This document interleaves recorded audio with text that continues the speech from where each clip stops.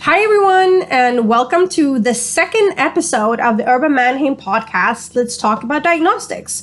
Today, we're covering subjects within general infectious agents. We're talking about hepatitis and also HTV. And with me today, I have our immunology experts, Christina and Rafa. So, Christina, could you answer the first question on what's the general infectious agent screening for blood donors? And are there any universal guidelines? First of all, prior to any blood donation, blood donors are asked a set of standard questions to assist in determining if they are in good health and free of any diseases that could be transmitted by blood transfusion. If there is any evidence that blood donors are not well or are at risk for having a disease transmissible by blood transfusion, they are not allowed to donate blood. In each blood donation, there is a set of standard procedures like determining blood type and RH type. This is to make sure that patients receive blood that matches their blood type. All blood for transfusion must be tested for evidence of certain infectious disease pathogens, such as hepatitis B and C viruses and human immunodeficiency virus. The set of tests may vary from region to region based on the current epidemiological situation and national guidelines. However, generally speaking, most countries test for the presence of the so-called hepatitis panel, which includes hepatitis B surface antigen, hepatitis B core antibody, hepatitis C antibody, hepatitis B DNA, and hepatitis C RNA. Then HIV-1 and 2 antibody, HIV RNA or antigen, HTLV-1 and 2 antibody, and syphilis antibody. Unfortunately, we still haven't reached a point of blood product safety worldwide. Based on WHO Global Status Report on blood safety and availability, some countries still aren't able to meet the minimum requirements of testing against the so-called HHS panel. That is considered a minimum to ensure safety of blood products. One potential barrier to the implementation of 100% screening policies for those 4 key transfusion-transmitted infections may be the irregular supply of test kits. Based on different regions, other tests for transmissible infectious diseases are implemented in blood screening, like, for example, malaria antigen, West Nile virus RNA, Zika virus RNA, parvovirus B19, Trypanosoma cruzi antibody test for first donations only, and cytomegalovirus in special cases for solid organs transplantation. Recently, some countries introduced RNA screening for the presence of HEV virus as well. And talking about hepatitis, there are more viral agents causing so-called hepatitis. Does Erba provide solutions for other types like HAV and others? There are multiple viral agents causing hepatitis. In fact, this group includes diverse DNA and RNA viruses with different routes of transmission. Speaking about blood bank screening, we currently mainly focus only on hepatitis B and hepatitis C. Both HBV and HCV are transmitted parenterally. Therefore, blood transfusion may act as a significant source of such infections if we don't test blood donors. Furthermore, many infections caused by these 2 viruses are diagnosed at a chronic stage, and patients are diagnosed unintentionally. In this case, it's very important to mention that we can fight against HBV by vaccination. However, we are still missing a proven vaccine against hepatitis C. Although it's already considered treatable, the majority of patients are diagnosed with a chronic stage, and therefore the treatment isn't 100% effective, and the disease may develop into a liver cirrhosis or hepatocellular carcinoma. In case of other hepatitis viruses, you've probably heard about hepatitis A or E that are transmitted orally and cause milder infections than those previously mentioned. In fact, some countries like Switzerland, Germany, and Ireland started with screening for HEV RNA presence in blood products due to the high exposure to HEV and therefore a potential transmission in blood products. Erba manufactures kits for parameters used in blood bank screening. However, we cooperate with an external vendor of ELISA kits that can supply the full hepatitis panel, including HAV, HDV, and HEV tests. And when you mentioned HDV, can you explain a bit more and talk about the difference between co-infection and superinfection? Hepatitis D virus is an RNA virus, which means that its replication cycle depends on the presence of hepatitis B virus in the same hepatocyte. Currently, we distinguish two major patterns of HDV infection, so-called co-infection and HDV superinfection. Let me describe this in more detail. Acute hepatitis D caused by HBV-HDV co-infection occurs on the simultaneous infection of both HBV and HDV of an individual who is susceptible to HBV. From a clinical standpoint, this entity is indistinguishable from acute hepatitis B. In adults, co-infection of both viruses is usually transient and self-limited, as the rate of progression to chronicity is the same as that of HBV monoinfection in less than 5% of cases. In contrast, superinfection develops after HDV infection of an individual chronically infected with HBV. This pattern of infection causes a severe acute hepatitis that may be self-limited in some cases, but in up to 80% of cases, it actually progresses to chronicity.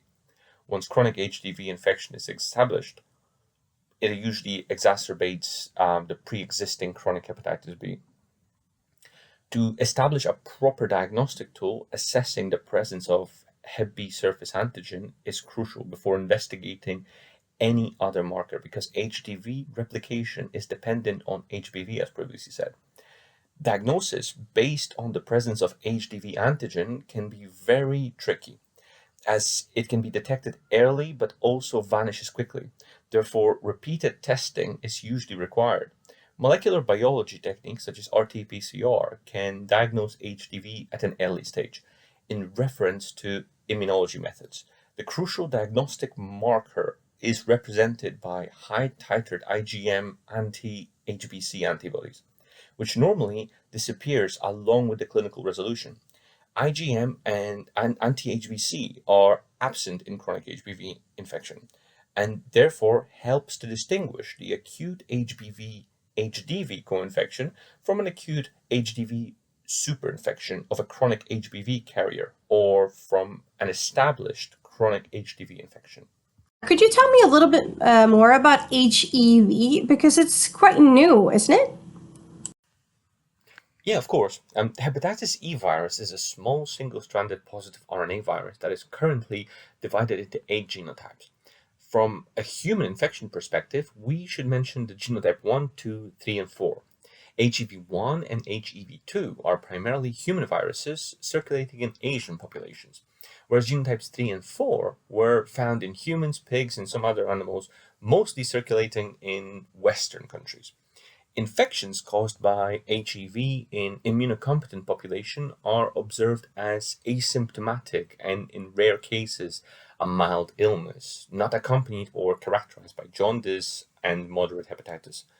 Unfortunately, multiple cases of severe acute on chronic liver failure in patients with underlying liver disease and progression into chronicity in immunocompromised patients has been observed after blood product transfusions.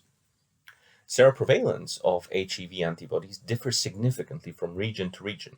However, let me mention some interesting numbers. For example, 52% of positive blood donors in France have been identified in southwestern part of the country, mainly due to the consumption of undercooked liver sausages.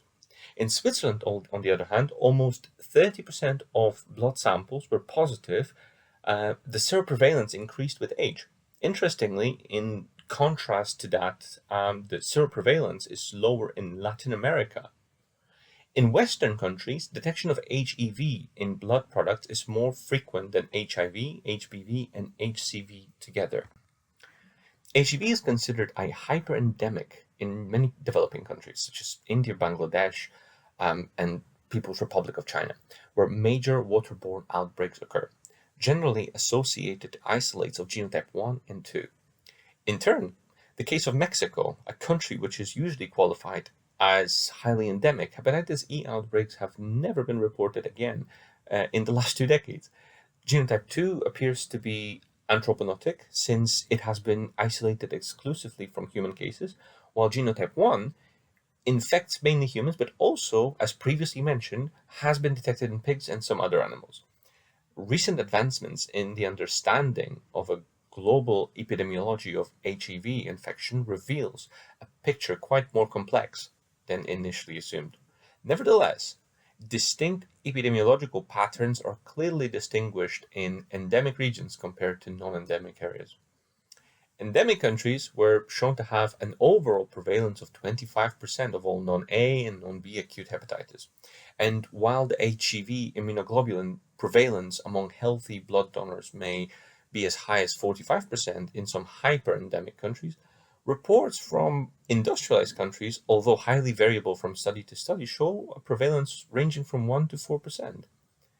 The current increasing global burden of epidemic and sporadic forms of hepatitis E, the high mortality among pregnant women, the severity of endemic hepatitis E, and the ability of the virus to induce chronic infections highlights the need to give special attention to persons at higher risk of severe illness by giving priority to the prevention of infection in this vulnerable group during the HEV outbreaks. Serological and nucleic acid based HEV tests should therefore be included in the evaluations of all patients with increased levels of liver transaminases. In this sense, it is particularly relevant that the test for HEV RNA be carried in immunocompromised patients such as HIV infected individuals, solid organ transplant recipients, and people with hematological diseases. And I can see there are multiple ways of testing HIV. Can you please explain the difference between different generations of assays? That's a good question. First of all, there are multiple methods of diagnosing the HIV infection. In general, blood is tested by a serological method like ELISA as the method of first choice. In case of any positive result, suspected tests are confirmed by Western blot tests. A positive result is never reported without confirmation. The benefit of the ELISA method is the possibility to screen a large number of samples on a small scale, without detailed information about antibodies, antigens present in the sample. Western blot, on the other hand, are used to confirm presence of different individual antibodies present in the patient sample and therefore give clear result. The HIV virus was isolated and described back in 1983 and became a huge concern of blood banks in order to properly identify potentially infected blood units. Nowadays, all blood donors are tested by so-called 4th or 5th generation HIV ELISA tests. Let me describe a bit more in a short history of those tests. After the discovery of HIV, the first generation of ELISA assays was based on detection of the IgG antibody of HIV-1 only and had a quite long antibody negative window of several weeks. The second generation of HIV tests greatly improved the specificity by adding recombinant antigen HIV1P24. Some manufacturers added other proteins like HIV2 and HIV1 group O. The second generation product reduced the antibody negative window to 4 to 6 weeks.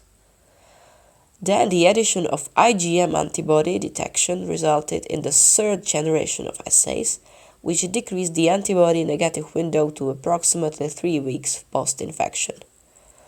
Later in the late 90s, fourth-generation ELISA assays were developed, and this generation included antibodies and antigens. Fourth generation decreased the negative window to approximately 2 weeks. In Erba, we produce the Erba ELISA HIV fourth generation that detects P24 and mix of total antibodies against HIV-1 and HIV-2. In 2015, the fifth generation of HIV assays was introduced. The advantage of this assay remains on high specificity and sensitivity of fourth generation assay, however in separate HIV-1 and HIV-2 results. And this was our second episode of the Erba Mannheim Podcast. Let's talk about diagnostics, and we hope you've enjoyed it. This is our second episode now in a series of episodes that are coming. And if you have any questions or any comments, please email us on sales@erbamannheim.com.